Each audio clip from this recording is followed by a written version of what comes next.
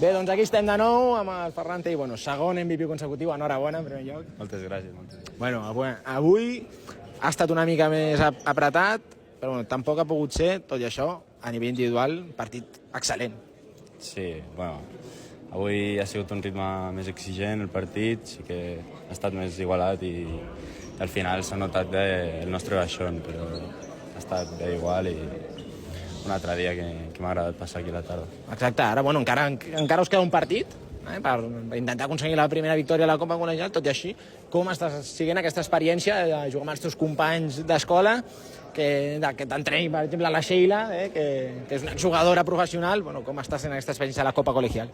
La veritat que per ser la primera vegada m'està sorprenent molt cap a positiu, està sent una experiència molt xula, els entrenaments, els partits i tot, i donar les gràcies a vosaltres perquè us ho perreu molt.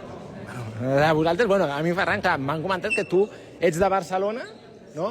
Aviam, no sé si de cara a un futur, no? Si la Copa Col·legial es fes a nivell de tota Catalunya ja mesclant amb tothom, no sé, hi hauria alguna escola, algun rival, algun jugador que t'agradaria enfrontar-te en una Copa Col·legial o en un All-Star amb tots els de Catalunya?